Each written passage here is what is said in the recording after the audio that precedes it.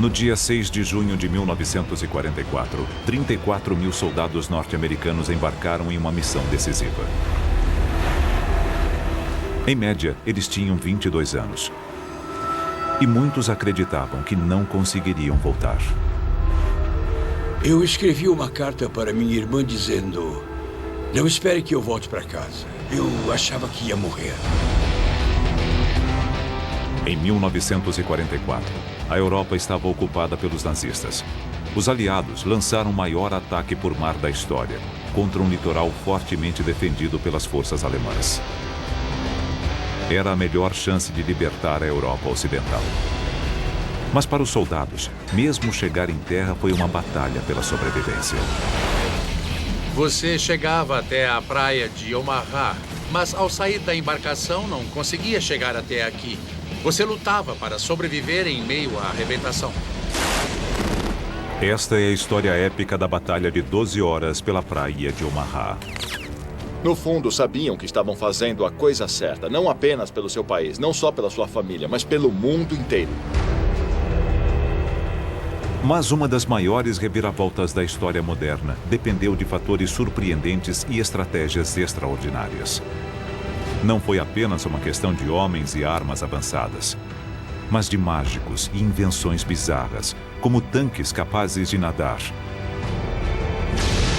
paraquedistas explosivos e espiões que mandavam mensagens secretas através de pombos.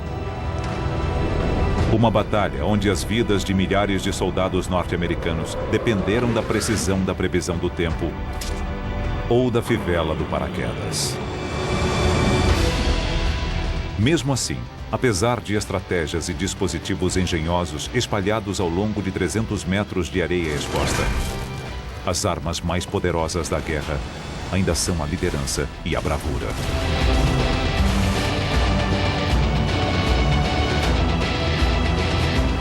O dia D. Quem sobreviveu? E por quê?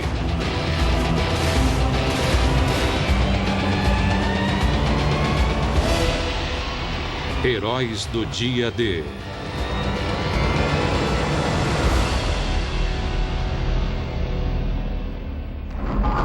Cinco anos após o início da Segunda Guerra Mundial, o futuro da Europa estava ameaçado.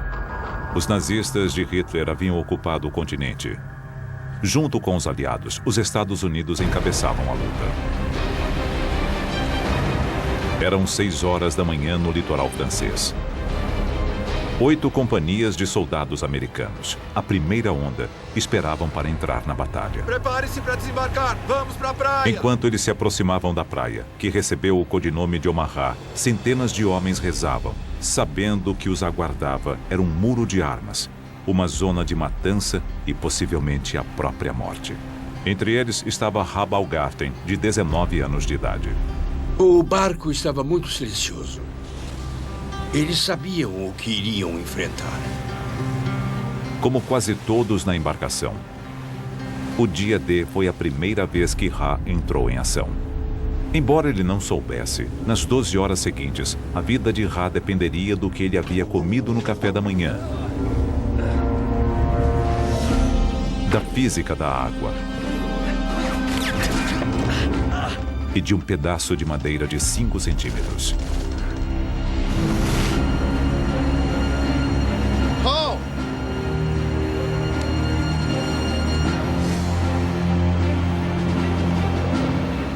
Apenas um ano antes, Ra estava estudando na Universidade de Nova York. Ele era um promissor jogador de beisebol. E então foi convocado. Eu escrevi uma carta para minha irmã dizendo: não espere que eu volte para casa. Eu achava que ia morrer. Um dos motivos pelos quais Ra quis ir para a guerra foi a sua fé. Eu sou judeu e via as notícias dizendo que os alemães estavam invadindo as cidades, forçando as pessoas a usarem a estrela de Davi. Como todos os soldados judeus, Ra teve a opção de mudar a religião listada em sua plaqueta de identificação. Desse modo, se ele fosse capturado, poderia evitar a perseguição nazista. Mas Ra tinha outras ideias. Eu desenhei uma grande estrela de Davi na minha jaqueta, com as palavras Bronx, Nova York escritas em volta. Assim não teriam problema para me identificar. Ra e seus companheiros foram enviados para a praia de Omaha.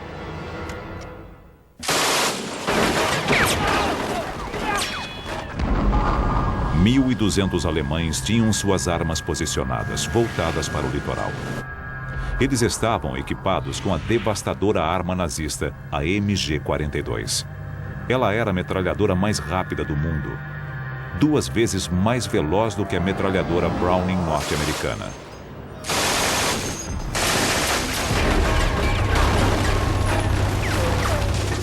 A MG-42 é tão rápida que não se pode ouvir seus tiros individuais. Ela ficou conhecida como o zíper de Hitler e faz um som parecido com o de tecido sendo rasgado. Sua velocidade vem de um projeto revolucionário. Em uma arma comum, as balas são travadas no lugar por um ferrolho. Mas os alemães descobriram que se o ferrolho percorrer pequenos cilindros, ele aumenta a velocidade do carregamento das balas. Isto faz com que a arma seja capaz de disparar até 1.500 balas por minuto.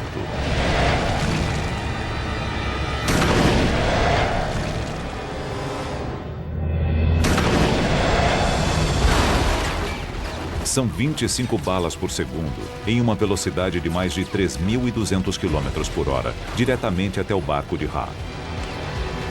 Mas ali não havia apenas uma MG-42, e sim 5 delas. Isto significava que a embarcação de Ra poderia ser atingida por 125 balas a cada segundo.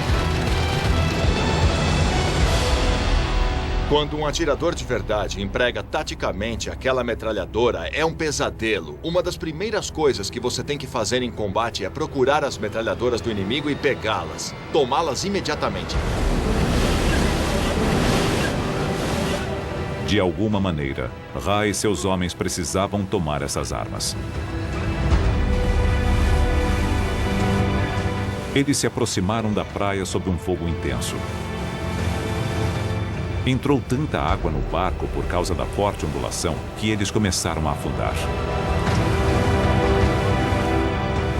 E o movimento violento do barco poderia causar outro problema: o enjoo causado pelo mar.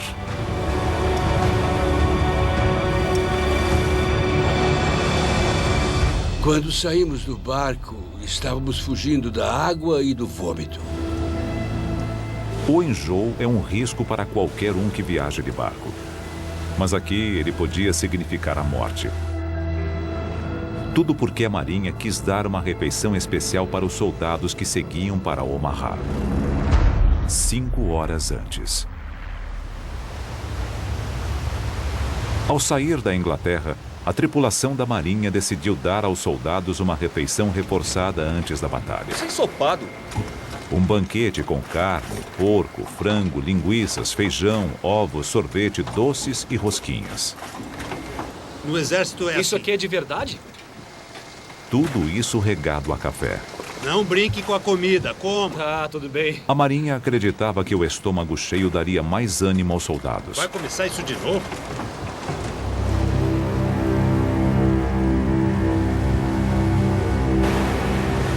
Ra pulou o café da manhã e comeu só um chocolate. Mas para outros, o banquete foi mais como a última refeição de condenados à morte. O enjoo deve ter afetado a capacidade deles lutarem em uns 60%. Ao chegar na praia de Omaha, muitos dos homens estavam debilitados. E não havia hora pior para isto acontecer.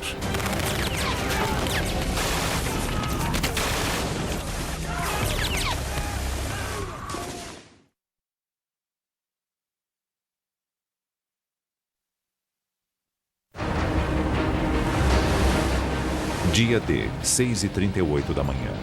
Milhares de soldados norte-americanos estavam desembarcando na praia de Omaha. Eles estavam cansados, com frio e muitos deles terrivelmente enjoados. Um dos soldados que não ficou doente era Ra Baumgarten, que na época tinha 19 anos de idade. Esperem! Esperem! A embarcação onde ele estava havia chegado o mais longe possível na arrebentação. A rampa abaixada era um sinal para que cada arma daquela praia fosse descarregada na saída do nosso barco.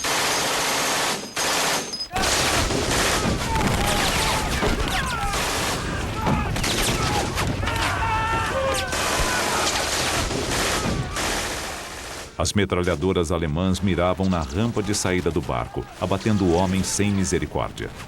Para sobreviver, os soldados tinham de fazer a única coisa que eles haviam sido avisados para não fazer: pular na água pela lateral. E eu mergulhei.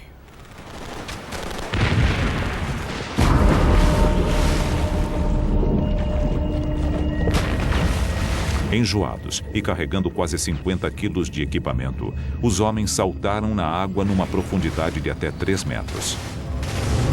Aqui! Bob Sayles queria ser soldado desde criança. Mas antes de sequer disparar um tiro, Bob estava se afogando, afundando no mar com o peso da jaqueta, da munição e do rádio. Quando pulei na água, fui direto para o fundo. Senti que estava me afogando. Foi quando eu entrei em pânico, porque a água era bem funda. Quando toquei no fundo, me livrei do rádio, mas ainda estava com a jaqueta. Eu precisava tirá-la ou não conseguiria sobreviver. Exausto, enjoado e embaixo d'água, Bob tirou a jaqueta no último segundo. Eu dei um belo impulso no fundo e em poucos segundos voltei para a superfície. Os soldados que escaparam da morte no mar aprenderam uma lição amarga naquele dia. Quanto mais enjoado você está, menos ágil você fica e maiores as chances de se afogar. Alguns foram direto para o fundo, se afogando.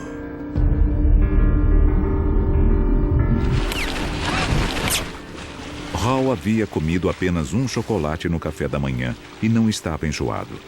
Mas como todos os soldados que não se afogaram, ele enfrentou outro perigo na água: as implacáveis rajadas de balas que iam em sua direção a 900 metros por segundo. Sobreviver a este inferno dependia de uma surpreendente lei da física, porque naquele momento era a água que poderia salvá-los. Vamos colocar desse lado. Estão todos prontos? Charlie Adcock é um perito em balística que está fazendo um experimento para descobrir o que acontece quando as balas da MG-42 atingem a água. Para isto, ele está usando a tecnologia do século XXI.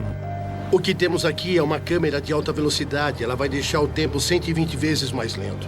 O Ben vai disparar sua MG-42, que foi a arma utilizada para atirar contra os soldados em Omaha. E vamos ver o que acontece. A bala viaja a uma velocidade de cerca de 900 metros por segundo. O que acontece se ela não parar no tanque? Ela vai sair do tanque e vamos ter que tapar o buraco e tentar novamente. Engatilhar. Era o que eu ia dizer. Vamos engatilhar a arma. Espera. Pronto? Estamos prontos. 3, 2, 1...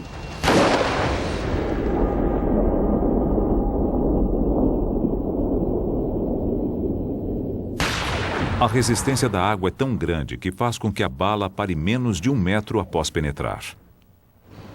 Basicamente, ela foi de 900 metros por segundo para zero em 75 centímetros, no máximo.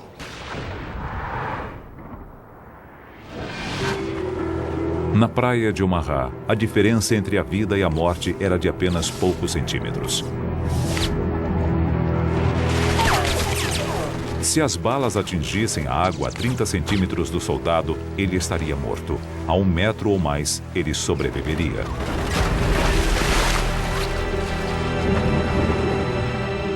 A missão dos soldados havia começado há apenas 2 minutos. Dos 1.450 soldados que chegaram naquela primeira onda na praia de Omaha, calcula-se que mais de 1/3 morreu na primeira hora.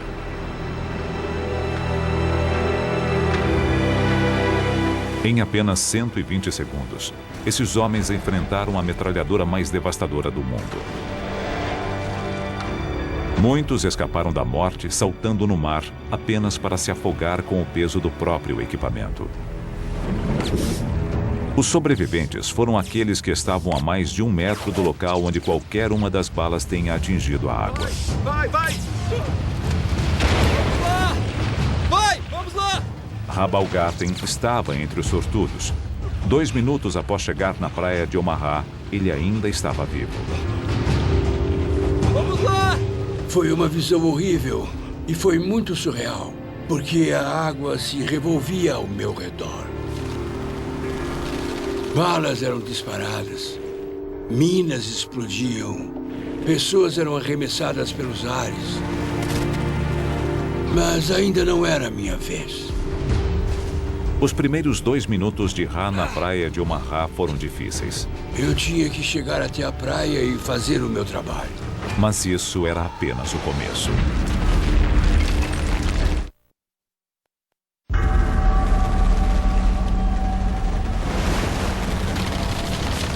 6 de junho de 1944, em Omaha, a praia mais sangrenta do dia D.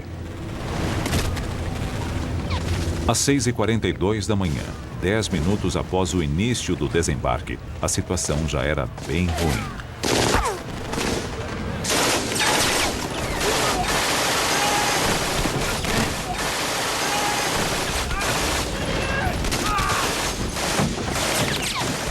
Centenas de homens da primeira onda da invasão haviam sido mortos ou feridos.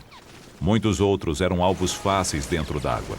E eles ainda não haviam chegado na parte mais difícil, a praia. Os homens precisavam atravessar a praia, totalmente expostos sob o fogo contínuo das metralhadoras.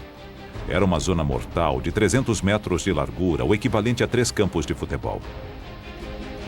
Em diferentes estágios, eles ainda enfrentariam diferentes perigos. Nos primeiros 180 metros, eles teriam que passar por obstáculos como cavalos de frisa e estacas. 60 metros depois, havia um quebra-mar e fileiras de arame farpado. E, em seguida, campos minados com 17.000 minas. Finalmente, após 300 metros, eles chegariam às dunas no final da praia. Só então, eles poderiam começar a atacar os alemães. É muito surreal. Você cruzando aquela praia, você vê nos filmes, mas não é com você. Aquilo estava acontecendo comigo. Os homens da infantaria estavam sozinhos e desprotegidos na praia. Mas havia um plano para ajudá-los, usando tanques. Se os aliados conseguissem colocar tanques na praia antes dos soldados, eles dariam cobertura e poderiam atacar as defesas alemãs. Mas embarcações levando tanques são vulneráveis. Eles precisavam encontrar um meio de levar os tanques para a praia de outro modo. E para isso, os inventores do bloco aliado tiveram uma ideia engenhosa. Um tanque capaz de nadar. Este é um tanque DD de direção dupla, um veículo de assalto anfíbio. O tanque DD é aquele tipo de ideia maluca que se tem em tempos de guerra. Parecia coisa de desenho animado. Ele era um tanque Sherman comum, impulsionado por propulsores, com uma tela de proteção presa por cilindros pneumáticos. E o mais louco foi que ele funcionou. Nos meses que antecederam o dia D, os tanques anfíbios foram testados e passaram com louvor. Eles seriam levados até a praia durante o ataque, surgindo das águas para a surpresa dos alemães. No início do dia D, os tanques estavam a 5.500 metros da praia em uma embarcação gigantesca. Um dos comandantes dos tanques era o sargento Don Lucy, com 24 anos de idade na época. Ele vinha de uma grande família irlandesa na Califórnia, o mais novo de 6 irmãos. Don era um homem grande e gentil, de 1,90 m, que amava seu pastor alemão, Duke.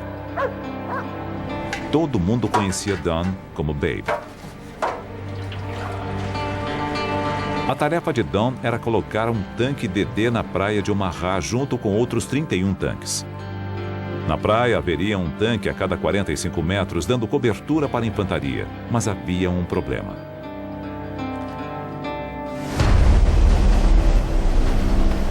As ondas no canal tinham quase 2 metros de altura. Os tanques anfíbios nunca haviam sido testados naquelas condições. Eles funcionavam bem em lagos calmos ou portos tranquilos. É diferente quando o mar está agitado. Era uma operação quase suicida, mas não havia escolha. Nas semanas que antecederam o dia D, os aliados haviam reunido em segredo um imenso exército no sul da Grã-Bretanha. Qualquer atraso aumentaria as chances de os alemães descobrirem o plano. Mas o tempo estava ruim há dias, com chuva e ventos fortes. Os aliados não podiam prosseguir naquelas condições. Eles precisavam que o tempo melhorasse rapidamente. Foi uma má notícia para os estrategistas aliados porque a invasão não podia esperar. Os alemães acabariam descobrindo os planos. Era um grande problema. Então, no norte do Atlântico, chegam informações secretas trazidas por navios especiais da Marinha. Eles não estavam lá para lutar, mas para medir o vento e a pressão barométrica. Eles forneceram pistas sobre o que aconteceria com o tempo a 3.200 quilômetros dali no Canal da Mancha. E enviaram uma informação sutil, mas essencial. As leituras sugeriam que haveria uma pausa, quando o tempo deveria melhorar um pouco, no dia 6 de junho. O sucesso da invasão e as vidas de milhares de soldados norte-americanos dependiam da precisão de uma única previsão do tempo. Como o tempo estava se esgotando, as lideranças aliadas decidiram arriscar. No dia 6 de junho, o tempo melhorou. Mas o mar ainda estava agitado. Em meio às ondas, a 5 quilômetros da praia, a embarcação de Dalhousie lançou seus tanques DD. Pode travar, vamos! Continuem! Continuem! Continuem, continuem! Continuem, continuem!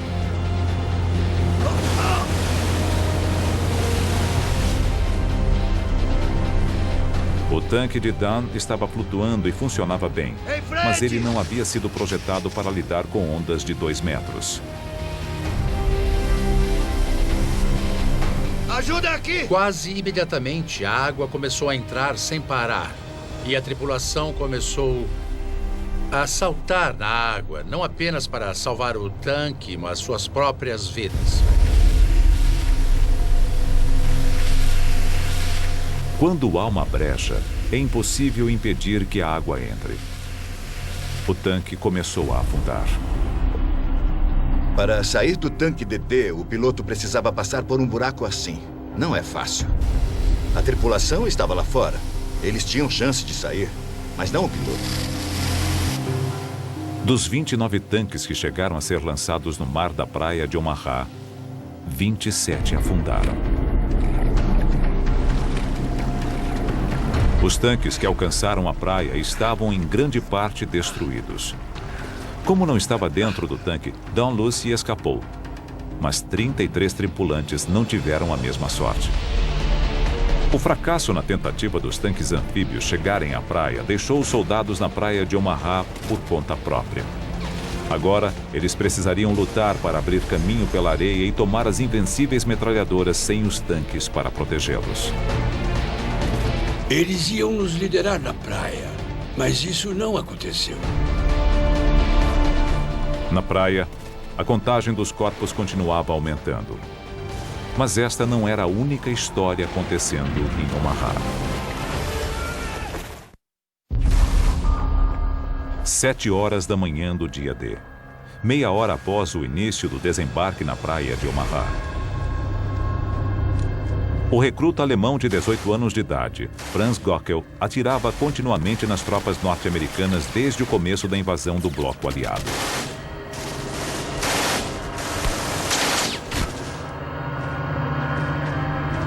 Gockel atirava de um grande bunker de concreto em uma posição alta na praia.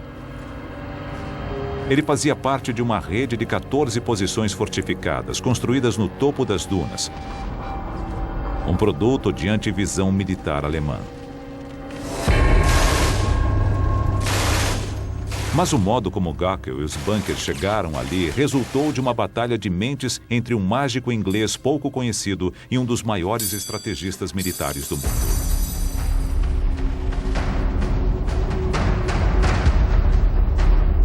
Gockel é um dos 20 mil homens encarregados de defender a Normandia. Apenas um ano antes, ele estava trabalhando na empresa do pai, perto do Vale do Rouge, consertando telhados danificados pelas bombas dos aliados. Mas, como inúmeros outros alemães, ele foi convocado para a máquina de guerra de Hitler. 6 meses antes.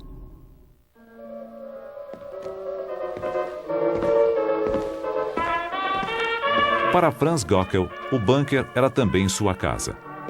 Dentro do posto de guarda de concreto, ele e seus companheiros dormiam, comiam, ouviam música e descansavam. No dia D, eles já estavam ali há meses. O fato era que os soldados enviados para a Normandia para proteger as defesas do Atlântico achavam que era um posto fácil. Eles tinham comida boa, tinham instalações confortáveis e um ambiente agradável. A guerra não estava sendo muito difícil para eles. Na verdade, nenhum deles acreditava que teria de defender o litoral de uma invasão. Os soldados não eram os únicos a pensar desta maneira. Pouquíssimos altos comandantes alemães achavam que os aliados atacariam o litoral da Normandia. E eles acabaram sendo vítimas de um dos maiores truques da história militar.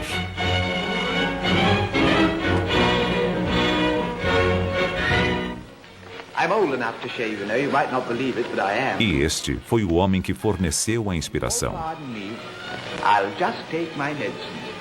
Jasper Maskelyne era mágico profissional e ilusionista.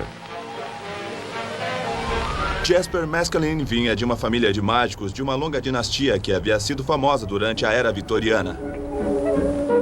Quando a guerra começou, Maskelyne quis usar suas habilidades mágicas para ajudar a combater os nazistas. Segundo fontes, ele disse que se era capaz de enganar as pessoas em um teatro, onde era o centro das atenções, sob as luzes da ribalta com o público a poucos metros de distância, ele tinha certeza de que conseguiria enganar um soldado alemão a mais de 1 quilômetro de distância.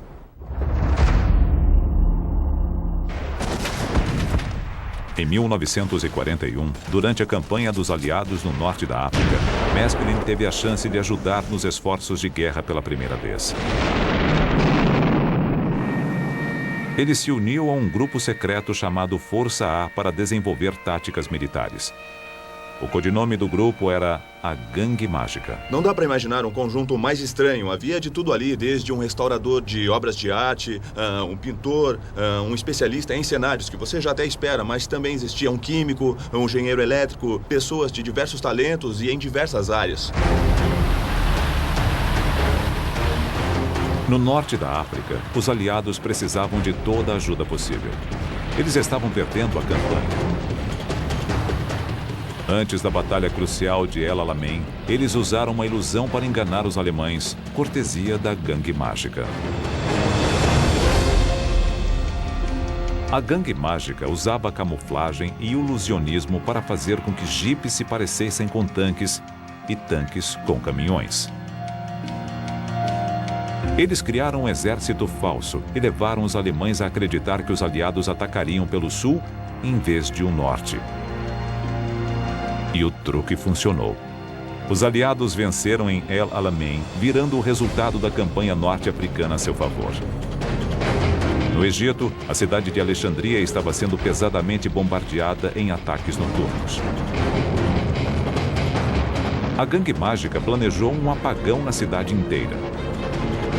Depois, construiu uma Alexandria de mentira com falsas luzes noturnas a 5 quilômetros do litoral e induziu os inimigos a bombardear uma baía vazia. A ilusão sempre foi usada na guerra, desde sempre, desde a primeira briga travada, quando alguém fingiu que ia dar um soco e não deu e enganou o adversário. Mas Maskelyne e sua gangue usaram a tecnologia para isso. Ele era um homem do seu tempo que também deu um toque teatral à estratégia.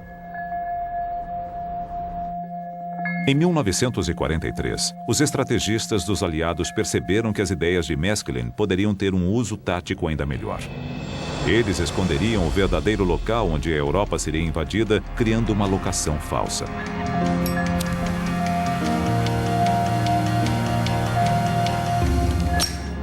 Os aliados queriam invadir as praias da Normandia. Mas para reduzir as defesas alemãs, eles planejaram uma estratégia elaborada, dando a entender que cruzariam o Canal da Mancha em seu ponto mais estreito, o Pas de Calais. Eles queriam usar as táticas de Maskelyne para reunir um exército falso no sul da Inglaterra, do outro lado de Calais. Eles construíram instalações falsas, embarcações falsas e chegaram a fazer tanques infláveis.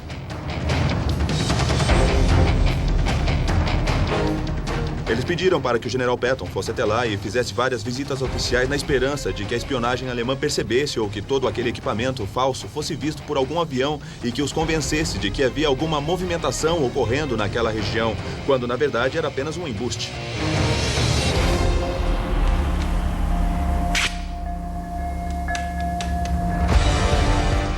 Os alemães caíram no truque dos aliados.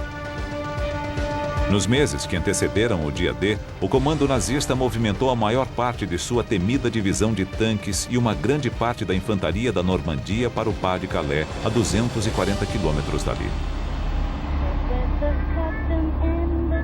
A ilusão dos aliados estava funcionando perfeitamente. Os alemães deixaram uma parte de uma divisão para defender a praia de Omaha. Franz Göckel pertencia a uma pequena força de 600 homens, mas não por muito tempo.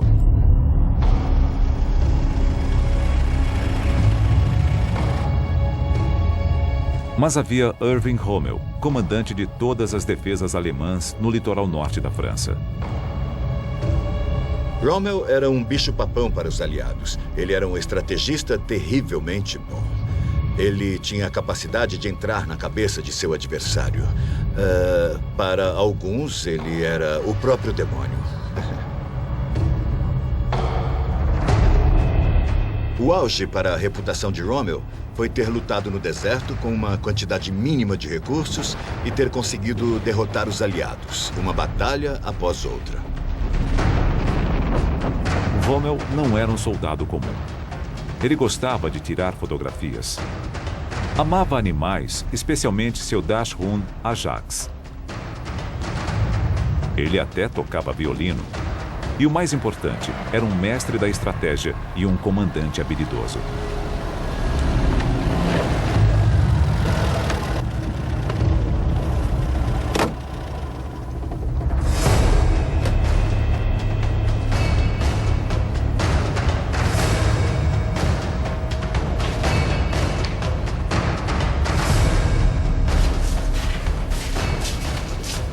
Rommel era conhecido por colocar suas tropas em forma e tirar o máximo de seus soldados. Em Omaha, Rommel teve um déjà vu.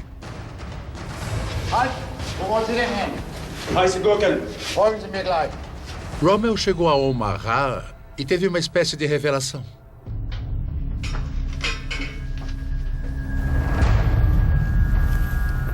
Ele se lembrou de outra praia que conhecia bem, Salerno.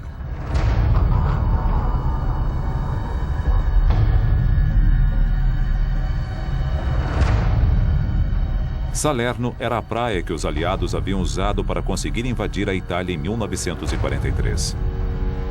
Milhares de soldados desembarcaram ali em um ataque anfíbio que venceu os alemães. Como a praia de Salerno, Omaha tinha a mesma curva gradual na linha do mar. Além de uma leve inclinação muito parecida, ambas as características eram ideais para o desembarque de tropas vindas do Canal da Mancha. Rommel achava que aquelas eram exatamente as características que os aliados procurariam novamente quando invadissem a França. Com base nisto, Rommel decidiu reforçar pesadamente as tropas na praia.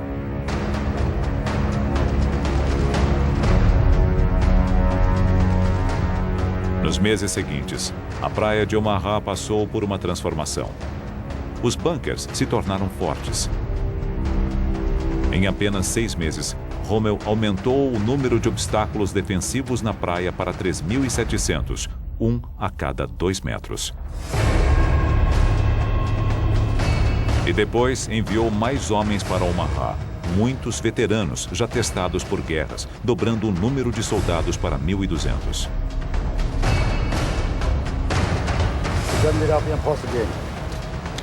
Rommel transformou um tranquilo posto litorâneo em uma fortaleza formidável, com posições de combate capazes de visualizar grandes trechos da praia. Dia D.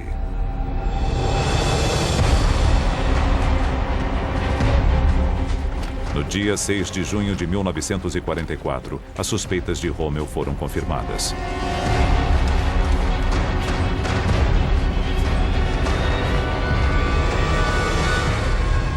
Os homens que observavam de seus postos naquela manhã deveriam estar sentindo uma mistura de medo e entusiasmo. No horizonte surgia uma grande frota em sua direção. 7h05 da manhã, mais de meia hora após o início da maior invasão anfíbia da história. Da fortificação recém-renovada, Franz Gockel disparava tão rapidamente quanto sua arma permitia. Ele não saberia quantos homens havia matado até os cadáveres começarem a aparecer na praia. Aqui, no dia D, a vida e a morte foram decididas em uma batalha de mentes. Inicialmente, os aliados haviam sido bem-sucedidos em esconder o ponto de invasão dos alemães. Mas o gênio tático de Rommel acabou com qualquer vantagem que eles haviam conseguido com a ilusão, e as consequências foram devastadoras. Vamos armar aqui! Vamos! Naquele momento, Rabaulgarten estava no início da zona de matança na praia de Omaha. Em meio ao caos, Ha viu Robert Gabert, seu melhor amigo no exército.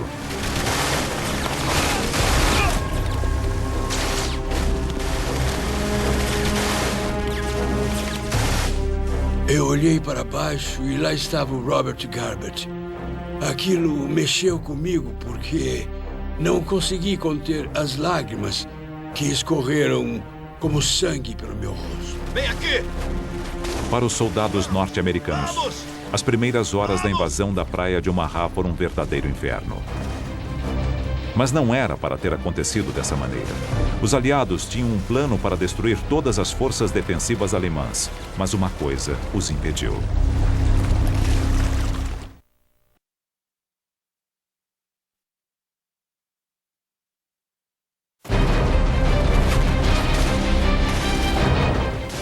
Rabaulgarten era um soldado de 19 anos do Bronx.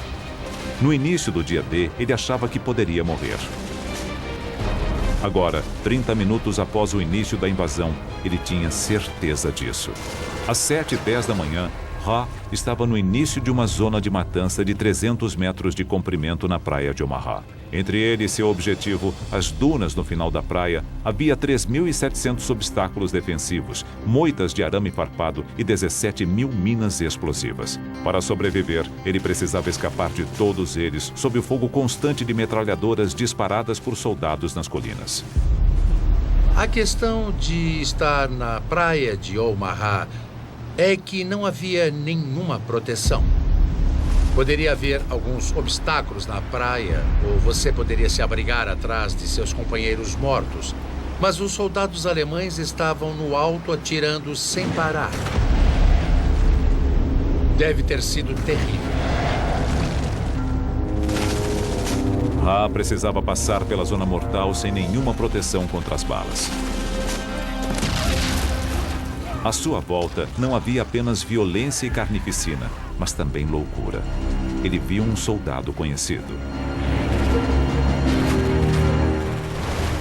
Ele estava sem o capacete. Havia um buraco no lado esquerdo de sua testa. Seus cabelos estavam encharcados de sangue. Ele se ajoelhou, começou a rezar com seu rosário e a metralhadora que estava na direita o cortou ao meio. Um horror. Foi um horror ver pedaços nos corpos de pessoas que todos nós conhecíamos. Você sentia o cheiro da carne queimada. Havia homens gritando por suas mães. Mãe! Mãe! Foi uma cena horrível. Uma cena horrível que ficaria ainda pior. Entre as testemunhas do caos estava um jovem médico chamado Virgil Mounts. Ele não tinha 20 anos como alguns dos outros soldados na praia de Omaha. Virgil tinha um segredo. Ele era menor de idade. Virgil Mounts tinha apenas 15 anos. Ele mentiu para ser convocado, pegou a licença do irmão. Ele não deveria estar ali. Embora devesse estar em casa, indo para a escola, Virgil, de 15 anos de idade, era responsável por salvar vidas no campo de batalha. As balas eram disparadas. Sob a artilharia pesada, o trabalho de Virgil era tratar homens feridos para que eles pudessem continuar lutando. Eu chamei os médicos para ajudá-lo. E o Virgil levantou e foi até lá. Vai!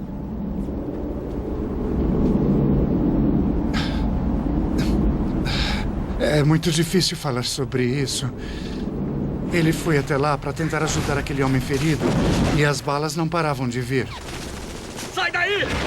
Os alemães disparavam balas de canhão a cada minuto nos soldados da praia. Quando uma bala de canhão atinge alguma coisa, ela se quebra em milhares de fragmentos, uns grandes, outros pequenos. Eles viajam a mais de 2.700 metros por segundo e são devastadores para soldados próximos. Os fragmentos podem inclusive atravessar um corpo e atingir outro. Uma bala que atingiu um objeto próximo explodiu em fragmentos, atingindo o corpo de Virgil Mounts. E ele morreu imediatamente. Médico!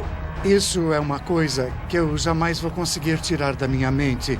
É uma imagem tão viva quanto uma foto bem aqui na minha frente. Você nunca esquece esse tipo de coisa. Ele tá morto! Por mais trágica que tenha sido a morte de Virgil Mounts, a verdadeira tragédia é que ela poderia ter sido evitada. Isso porque os aliados sabiam o tipo de artilharia pesada que os alemães tinham para defender a praia de Omaha e haviam planejado tomá-la mais cedo naquela manhã. Atrás das colinas, os alemães haviam reunido um grande arsenal. Havia 30 armas antitanques, 17 morteiros e mais de 20 canhões de campanha. Este é o tipo de forte que os alemães usavam para armazenar suas armas. Os estrategistas aliados sabiam o tipo de armas que eles tinham e conheciam sua força e haviam feito um plano para neutralizá-las. 4 horas antes. Mais cedo, na madrugada do dia D, aviões aliados haviam decolado para bombardear as defesas alemãs na praia de Omaha. 446 aviões, armados com 13 mil bombas, equivalentes a 1.000 toneladas de explosivos. A operação prometia ser o maior exemplo de bombardeio de precisão da história. A Força Aérea declarou que eles eram tão precisos a ponto de atingirem uma lata de picles a 3.000 metros de altitude, e aquela era a chance de provar. Mas as nuvens estavam densas e baixas, e os bombardeiros dependiam do radar, uma invenção relativamente nova para chegar até o litoral. A Marinha não confiava nos radares e temia que as bombas atingissem os navios dos próprios aliados que aguardavam no oceano. Quando os bombardeiros dos aliados se aproximaram da praia, as nuvens impediram que eles vissem seu alvo.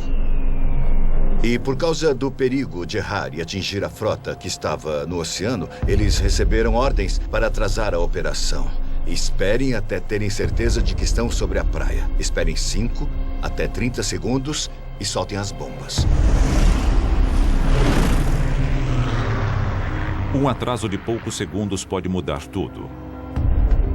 Para um bombardeiro a 3.000 metros de altitude, voando a 240 km por hora, um atraso de 5 segundos significa um erro de 400 metros em relação ao alvo. Um atraso de 30 segundos, um erro de quase 2,5 km. 13 mil bombas foram lançadas naquele dia, mas, inacreditavelmente, nenhuma delas atingiu a praia de Omaha, nem as armas que a protegiam. Esta foi a maior falha dos planos dos aliados no dia D. Ah, meu Deus, nada está funcionando. Aqueles seriam dos piores dias. Habalgarten estava no início da praia plana e exposta.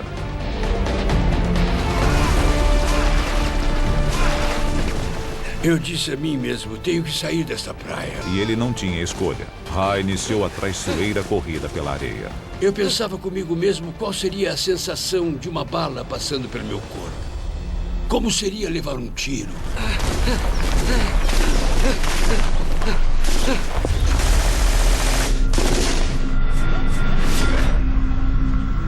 Eu ouvi um barulho alto bem na minha frente.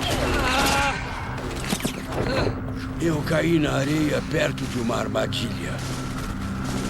Esperava que tivesse sido no meu braço ou na minha perna, mas não no meu tronco. Virei meu fuzil e havia um buraco na parte do pente e lá dentro havia 7 balas. Essas balas salvaram a minha vida.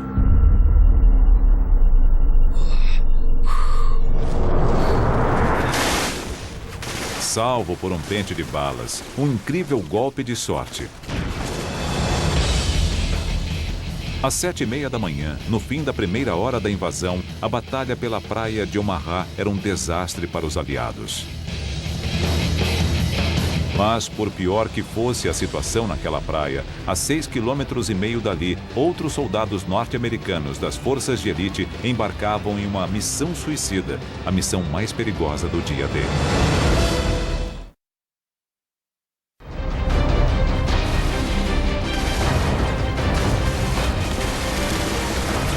Uma hora após o desembarque na maior invasão anfíbia da história, os soldados norte-americanos se viram às portas da morte. Os cadáveres espalhados pela praia de Omaha mostravam que os alemães eram um inimigo bem mais difícil do que eles esperavam.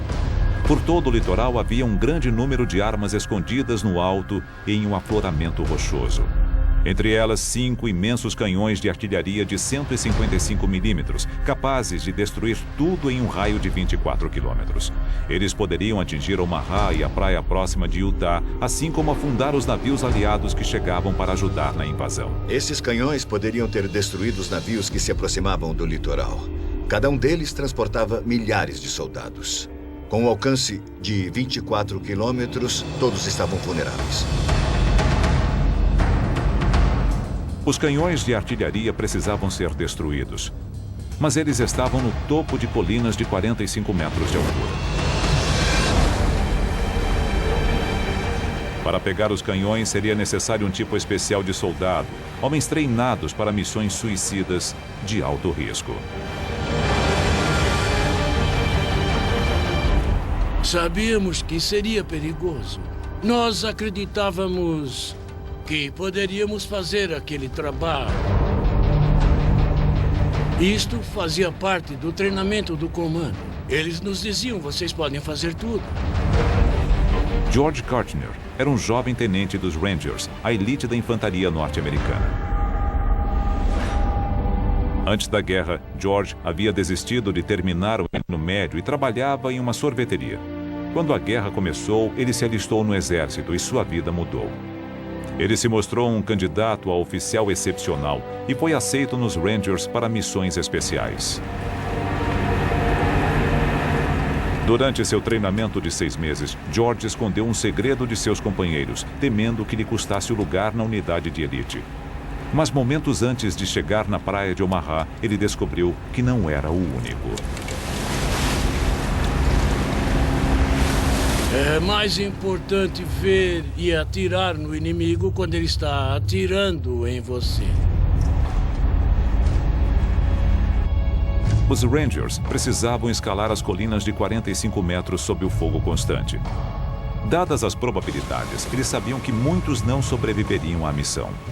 O ataque a uma colina é perigoso, se não for uma das mais difíceis missões de um soldado.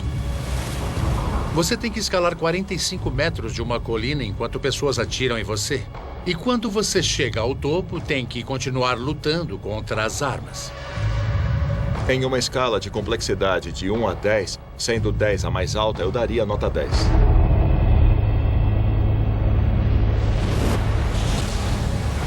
Para ajudar os homens naquela missão impossível, os Rangers tinham um equipamento especial.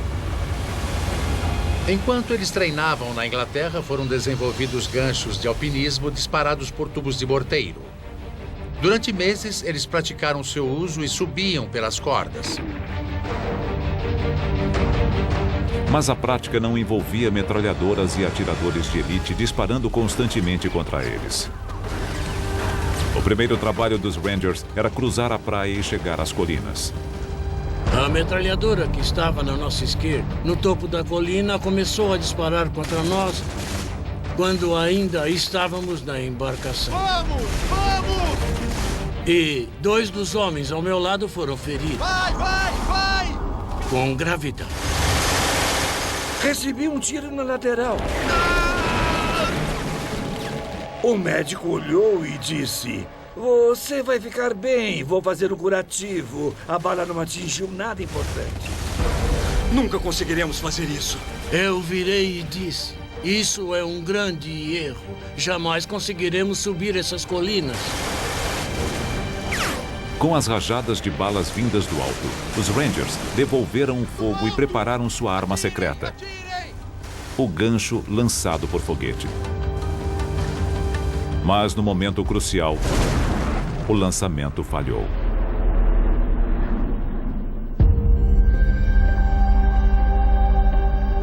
Este é um experimento feito para explicar o que aconteceu usando uma réplica exata do dispositivo. O que temos que fazer é inserir esse gancho no morteiro e depois lançá-lo na encosta da colina, que é bem semelhante à encosta de Pont du Hoc. Veremos o que acontece. 3, 2, 1...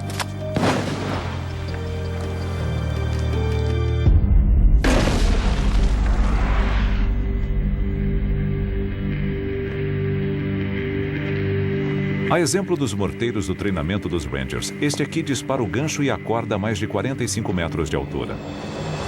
Mas no dia D, em Pont du Hoc, havia uma diferença crucial. Naquela manhã, os Rangers esperaram mais de 3 horas no mar antes do desembarque. Durante esse tempo, as cordas foram molhadas pela água do mar. O que vamos fazer agora é ensopar a corda com água para reproduzir as condições reais do que aconteceu naquele dia.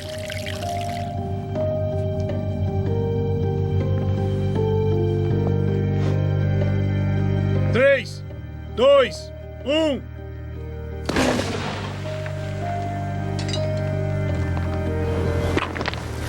O gancho não conseguiu ir muito longe. Isso pode ser explicado de maneira óbvia pelo fato da corda estar molhada, deixando o gancho mais lento no ar. Uma quantidade pequena de água é suficiente para impedir que o gancho chegue ao topo. Em Pont du Hoc, essa foi a diferença entre o sucesso e o fracasso. Para mim foi isso que aconteceu naquele dia. Esse foi um dos problemas que eles tiveram.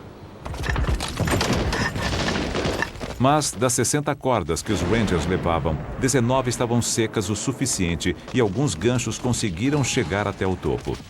Kirchner subiu em uma dessas cordas imediatamente. Eu subi, mesmo com a corda molhada. Aquilo não me incomodou. Eu levei uns 15, 20 segundos para subir.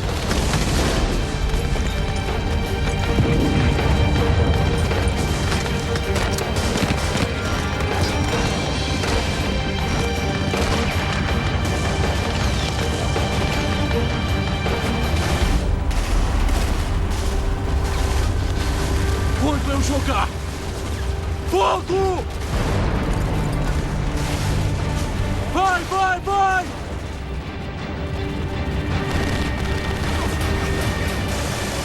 No topo da colina, a batalha continuou. Os sobreviventes abriram caminho entre as balas. E, finalmente, eles encontrariam as armas.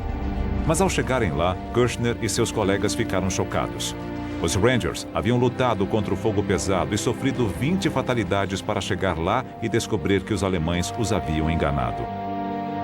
Não havia nenhum canhão de artilharia, apenas uma pilha de postes Onde telegráficos. estão os canhões? Não é Aqueles soldados haviam se preparado para aquilo durante meses. Eles estavam determinados a cumprir a missão e cheios de adrenalina. Eles finalmente alcançaram o objetivo para descobrir que havia sido tudo em vão. Enganados. Devem ter ficado arrasados. Desmoralizados, os Rangers perceberam que enfrentavam um inimigo com um poder de fogo terrível, que também era capaz de enganá-los.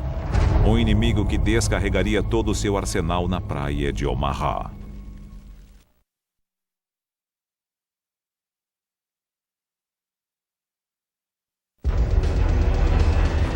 Oito horas da manhã do dia D, na praia de Omaha.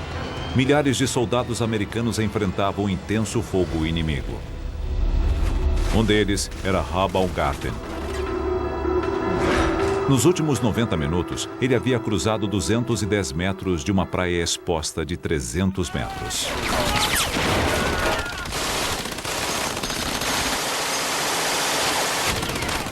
No caminho, ele viu homens cortados ao meio por metralhadoras. Quase se afogou e escapou da morte por poucos centímetros. Vamos, vamos logo, depressa! Agora vinha o bombardeio da artilharia. Era muito, muito assustador.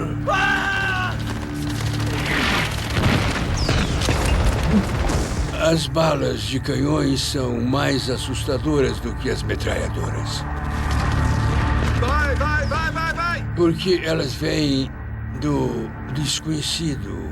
Você não sabe o que elas vão atingir se a bala está vindo na sua direção. Por isso é assustador. Eu olhei para cima e o xinguei. E logo que eu fiz isso, uma bala de 88 milímetros explodiu bem na minha frente. Ra foi atingido pela explosão.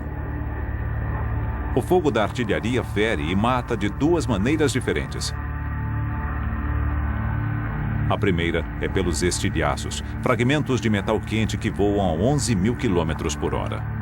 Quando uma bala de artilharia atinge o alvo, arremessa fragmentos quentes de metal para todo lado. É como se 1000 balas fossem disparadas ao mesmo tempo e cortam uma pessoa com a facilidade de uma faca quente cortando manteiga.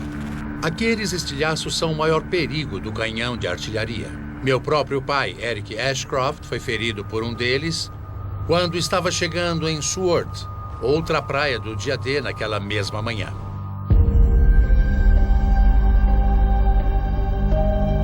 A artilharia também mata de outra maneira, acusticamente, liberando uma onda de concussão. Ela não é nada além do ar supercomprimido sendo empurrado para fora a milhares de metros por segundo. Mas se você é um soldado na praia, é devastador. Eu era um receptor. De vez em quando, alguém me atingia com um bastão de beisebol. A sensação foi bem essa. Ela não precisa nem atingir você. Somente a onda inicial daquela explosão pode afetar o seu corpo de uma maneira que você pode morrer sem sequer ter percebido que estava morrendo. Ninguém conseguiria dizer que foi atingido. Embora ele tenha sobrevivido, o estilhaço e a onda de concussão quase arrancaram fora a bochecha de Ra.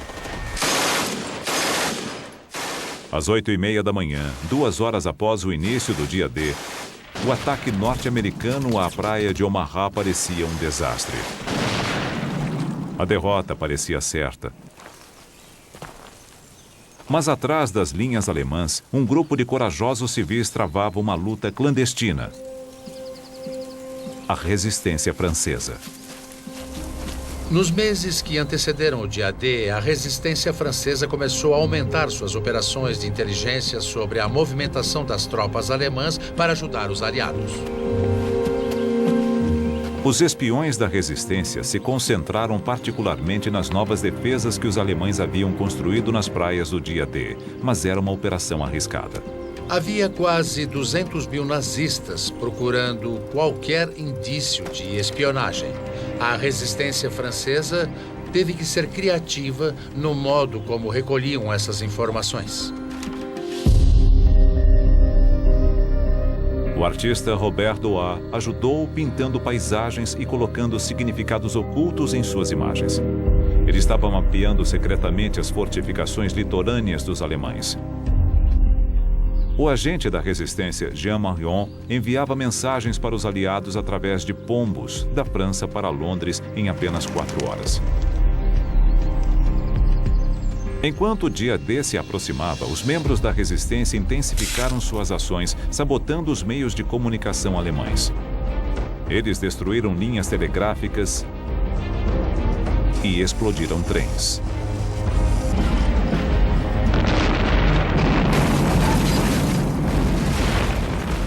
Mas quanto mais ousada ficava a resistência, mais vigilantes se tornavam os alemães. Nas semanas que antecederam o dia D, os alemães contra-atacaram. Eles atiravam nos pombos espiões.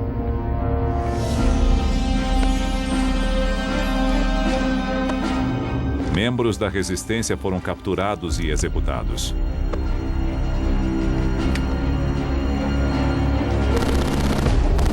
Mas a resistência já havia causado estragos. Na praia, sem comunicação, os alemães encontravam dificuldades para conseguir reforços. Vamos, continuem, vamos lá! As forças aliadas precisavam apenas virar o jogo em Omaha. Venham agora! Mas para Rabaulgarten, a batalha ia de mal a pior. Gravemente ferido pelo fogo da artilharia, seu único refúgio era o quebra-mar à sua frente, a 240 dos 300 metros da praia. Lá, os sobreviventes se reuniram e suas esperanças estavam quase no fim. Sabe, nós éramos orgulhosos. Bem treinados, bem disciplinados. Achávamos que ninguém seria capaz de nos derrotar. E vimos aqueles cadáveres empilhados.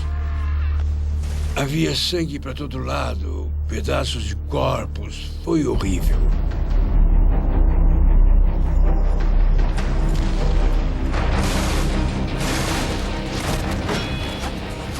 Eu me perguntava, por que não comigo?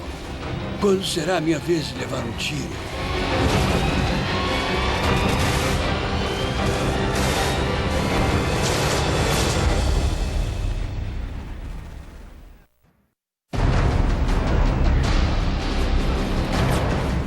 Nove e meia da manhã na praia de Omaha, 3 horas após o início do dia D. O ataque americano estava se desintegrando sob a chuva de balas e bombas alemãs. Entre os que lutavam para sobreviver estava o sargento de 19 anos de idade, Bob Slaughter. Eu era estudante. Ainda não havia terminado o ensino médio.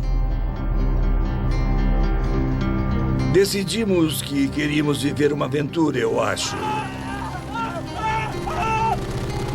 Mas conseguimos bem mais do que esperávamos, posso afirmar. Abaixem-se! Bob e seus companheiros estavam encurralados no quebra-mar e a confusão era generalizada. Perdemos os nossos oficiais, os oficiais subalternos. Não tínhamos nenhuma liderança. Era apenas um punhado de garotos como eu, sabe? Fazendo o melhor que podiam. Os homens tinham apenas 2 opções. À sua frente, o implacável fogo alemão. Atrás, a maré que subia rapidamente. Às 9h30, o mar cobria a maior parte da praia, confinando milhares de homens desesperados em um trecho estreito de terra com menos de 10 metros de largura. Encurralados, sob o fogo das armas, os homens eram alvos fáceis para os atiradores alemães. Mas chegou a ajuda de outros soldados aliados que estavam em terra. 8 horas antes.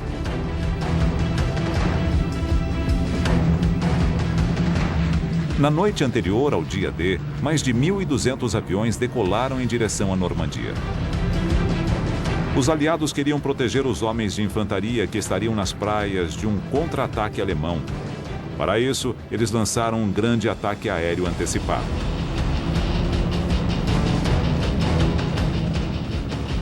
Era a primeira onda de paraquedistas. Mas eles não eram soldados comuns. Com 90 centímetros de altura, feitos de borracha, com bombas.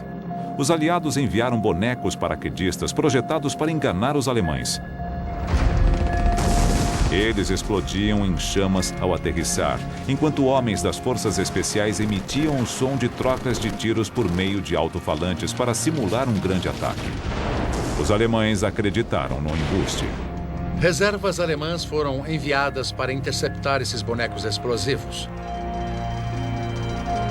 Centenas de homens foram mandados para uma direção quando deveriam seguir para o lado oposto.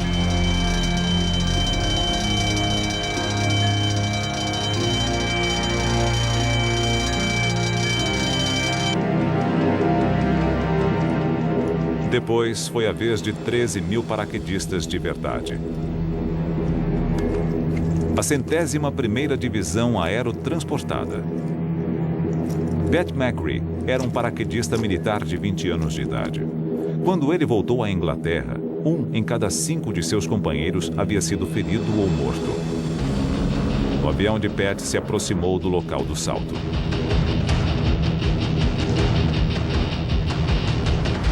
Meu humor mudou completamente, assim como a viagem.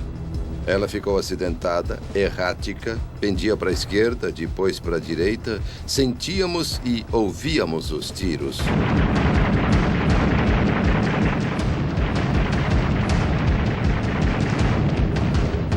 Levantem-se, preparem-se! Levantem-se, preparem-se! Fazendo o sinal da cruz e rezando, percebendo que havia chegado a hora. Você olha para o cara na sua frente e dá um tapinha nas costas. 6 pronto! 5 pronto! 4 pronto! Está todo mundo bem? É claro que sim. Você vai até a porta e não há nenhuma pausa. Vamos lá! Vai! Era quase como um líquido sendo jogado do avião. Vai! Vai! De repente, vi a corda. Eu a peguei e ela bateu em mim. Levei um tranco e sacudi violentamente. Depois, tive uma sensação de paz e tranquilidade.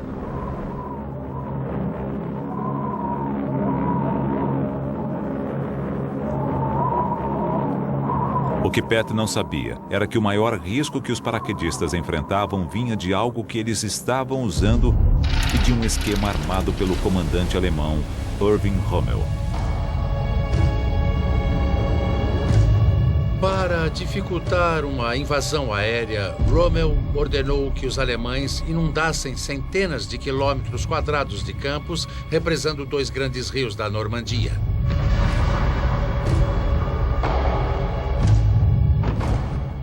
Centenas de paraquedistas saltaram na água, o que já é muito perigoso em um salto comum. Mas os soldados estavam carregando quase 50 quilos de equipamentos. A sobrevivência de cada um deles dependia de sua habilidade em se soltar do arnês. No dia D, os paraquedistas dos aliados saltaram nos 2 lados da praia. Americanos de um lado, britânicos de outro. O equipamento americano contava com 3 fivelas e uma tira. O britânico tinha um mecanismo simples e rápido que permitia que eles se soltassem do arnês.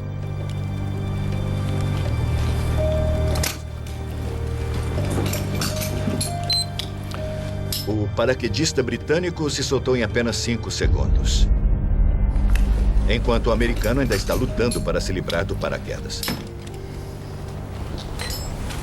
O paraquedas estava preso aos homens. O arnês era uma armadilha mortal. Você tinha que se livrar do paraquedas, porque ele podia cair em cima de você. Se não fizesse nada, em poucos segundos, sua vida chegaria ao fim. Não havia como se soltar rapidamente. Você precisava alcançar lá embaixo, soltar uma perna e depois a outra.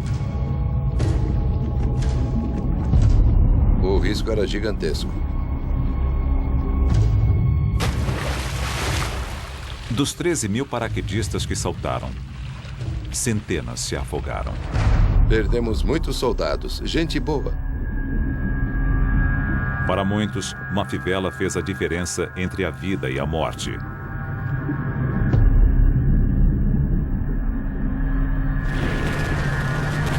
Como em qualquer batalha, pequenas reviravoltas do destino podem ter consequências gigantescas. Mas na praia de Omaha, uma qualidade encontrada no campo de batalha iria mudar a história. A bravura.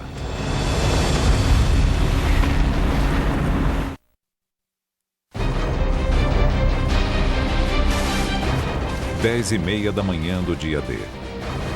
A invasão da Normandia na praia de Omaha estava por um fio. Milhares de soldados americanos haviam sido mortos ou feridos por bombas e balas alemãs.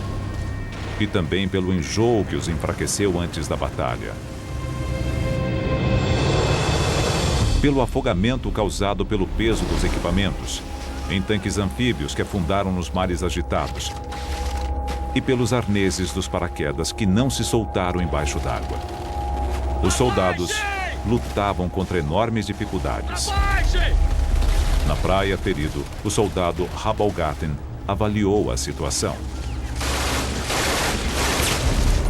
Achei que estávamos perdendo, que era só uma questão de tempo.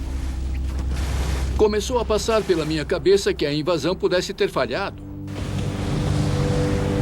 Mas havia um homem observando tudo no oceano. Ele percebeu que sem liderança e fé, a missão na praia de Omaha falharia. Aos 51 anos de idade, ele era o soldado mais velho no local, o general Norman Carter. Ele vinha de uma família humilde. No exército, foi aceito em West Point e se destacou. Mais tarde, casou com uma prima de Eleanor Roosevelt. A poucos metros da praia de Omaha, Cota percebeu que aquele era o momento decisivo de sua carreira e entrou em ação.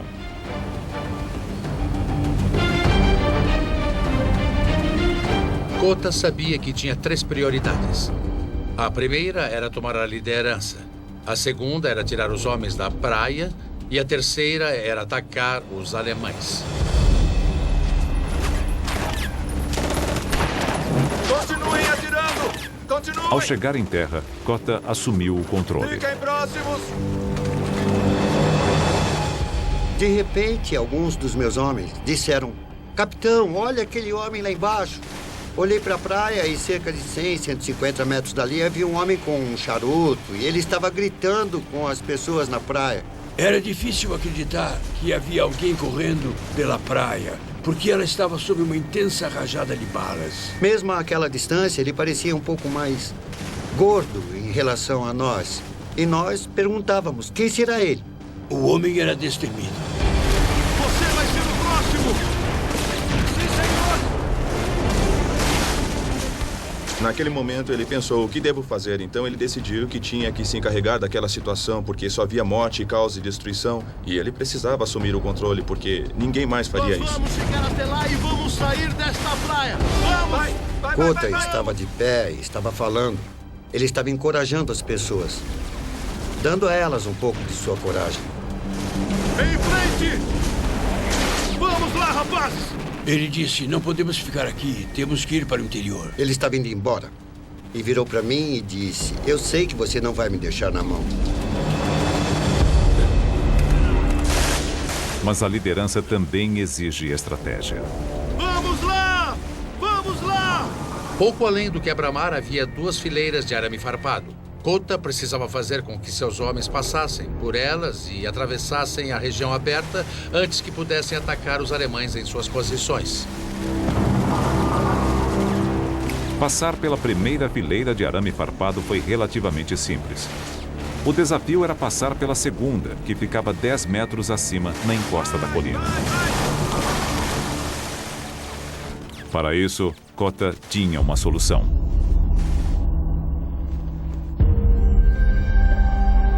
Muito bem. O que temos aqui é um torpedo Bangalore. É como os que os Rangers usaram na praia de 1944. E como você pode ver, ele tem 2 partes. A primeira é um tubo de aço como este. E ele é cheio com cerca de 34 quilos de TNT. Você pode ver que ele tem uma ponta no formato de bala, para ajudar a passar pelo emaranhado de arame farpado. Esta é a segunda parte, e como você pode ver, Ela se encaixa na ponta desta aqui e é usada para ajudar a passar pelas defesas que você vai explodir. Para os soldados sob o fogo, a velocidade era essencial. O torpedo Bangalore precisava explodir rapidamente o arame farpado. Era hora de testar a arma.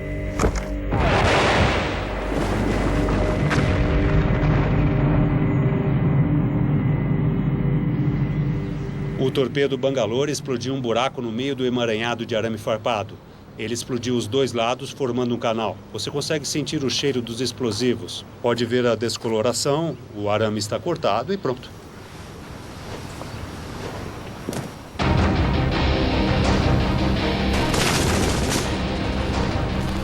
O torpedo Bangalore podia fazer o trabalho para Kota e os soldados, mas ele precisava ser colocado no lugar.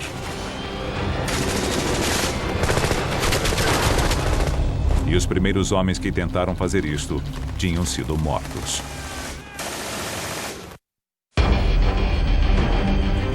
Quando o general Kota chegou à praia de Omaha, enfrentou uma tarefa quase impossível. Os soldados americanos estavam encurralados em uma estreita faixa de areia, com os alemães de um lado e o mar do outro. Exaustos e feridos, eles estavam perto de desistir. Kota precisava inspirá-los e fazer com que acreditassem que era possível vencer a batalha. Para sair da praia, eles precisavam escalar uma colina e passar pelo arame farpado, uma tarefa que já havia custado vidas.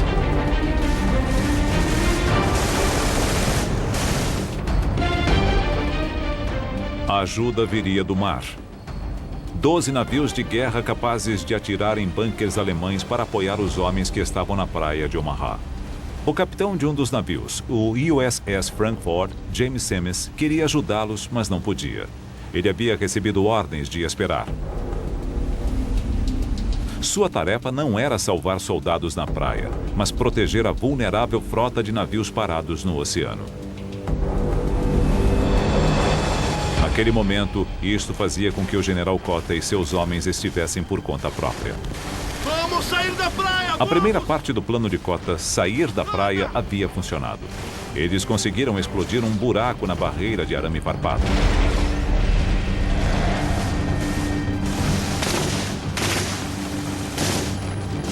Mas, esperando por eles, perto do topo da colina, havia uma metralhadora MG-42 disparando 25 balas por segundo.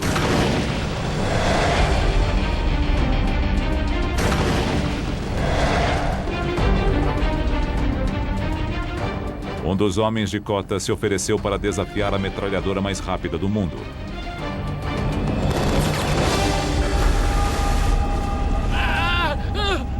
Meu Deus! Imagine que é o Kota. Pela segunda vez, você se encontra em um momento de crise. Um homem foi atingido e grita em agonia. Os outros soldados assistem. Eles começam a hesitar. O que você faz?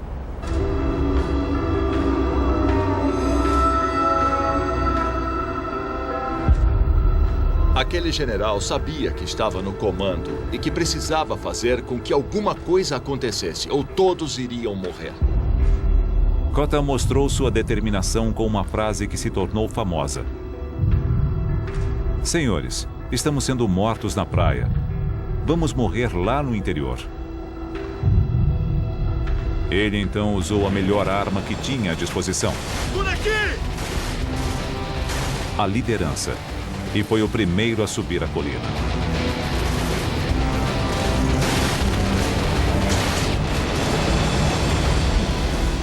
A decisão de um comandante fez com que ele agisse de um modo que inspirou os seus homens. Este foi o momento de uma grande reviravolta na batalha pela praia de Omaha.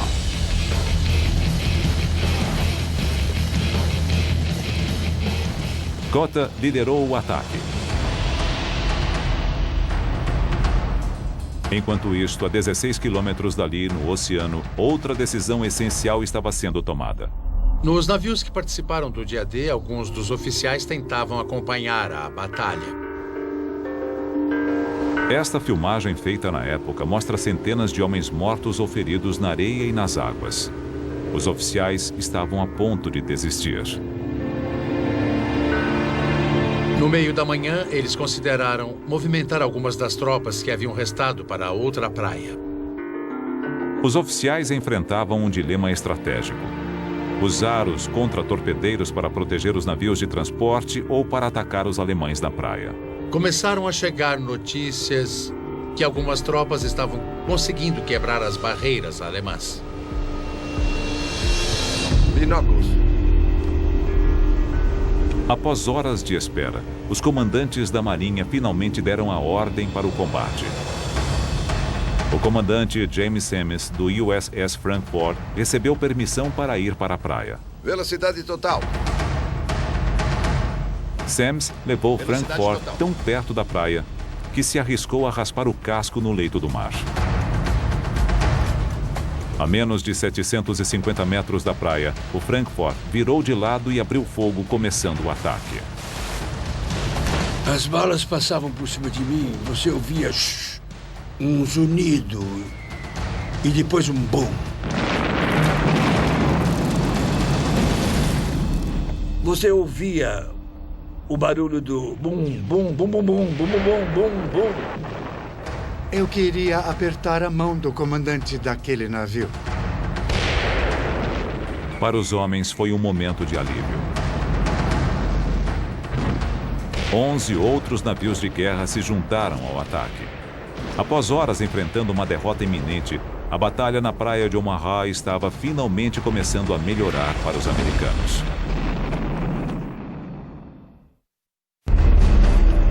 O dia D na praia de Omaha. Um tempo e lugar onde a menor decisão poderia fazer a diferença entre a vida e a morte.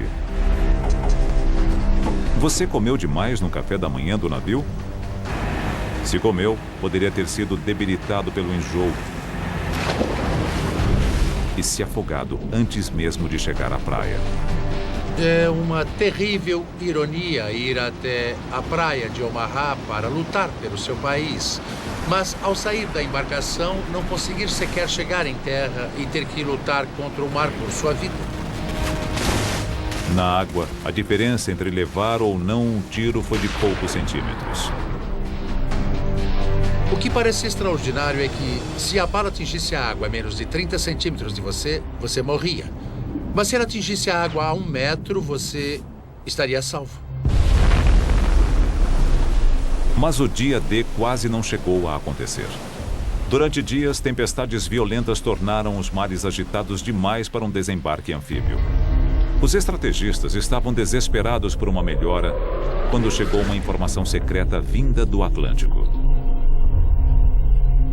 As leituras sugeriam que poderia haver uma pausa de um único dia, quando o tempo melhoraria um pouquinho.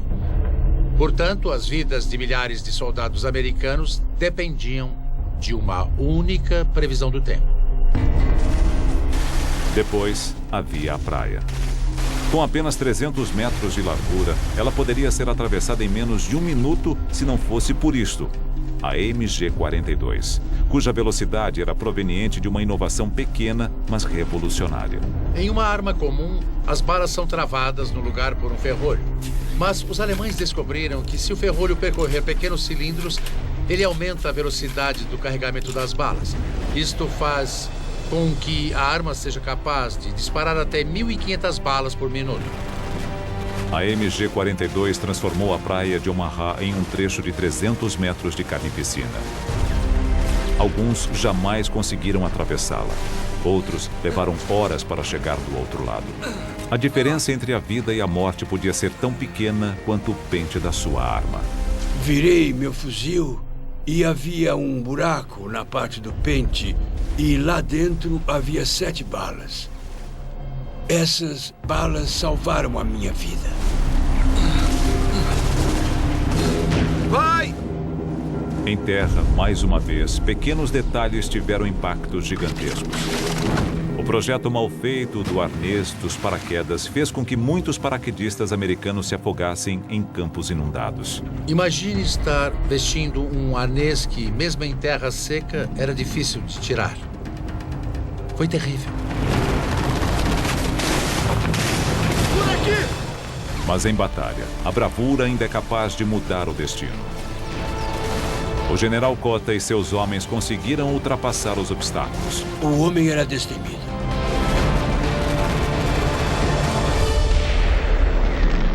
Com o apoio naval, eles conseguiram seguir por terra. Um exército inteiro poderia agora desembarcar na França,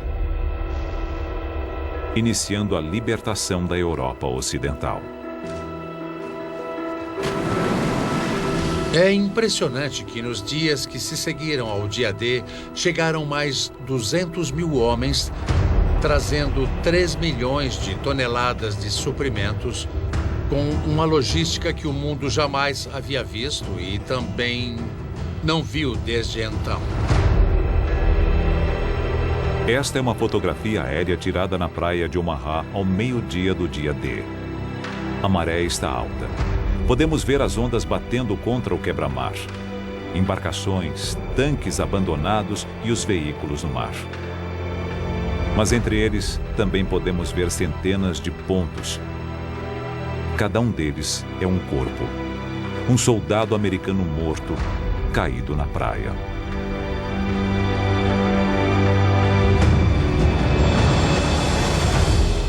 Nas 24 horas seguintes, o soldado Rabaulgarten foi ferido 4 outras vezes, 5 vezes ao todo. Ele se recuperaria de todos os ferimentos, mas um deles perduraria. Eu sofri uma grande culpa por ter sobrevivido. Eu ficava me perguntando por que eu, muita gente, quando reza para Deus, pergunta por que eu tenho essa doença? Por que Deus não está me ajudando? Mas no meu caso era o contrário. Eu dizia, por que eu? Por que eles morreram e eu sobrevivi? Ninguém sabe exatamente quantos soldados americanos morreram na praia de Omaha. Os historiadores calculam que foram mais de 2.000, com no mínimo a mesma quantidade de feridos. E Omaha foi apenas uma das 5 praias onde as tropas aliadas desembarcaram naquele dia. Ao todo, 10.000 soldados aliados morreram. 4.000 alemães também foram mortos, além de 3.000 civis franceses. O dia D foi uma grande causa, talvez a maior delas.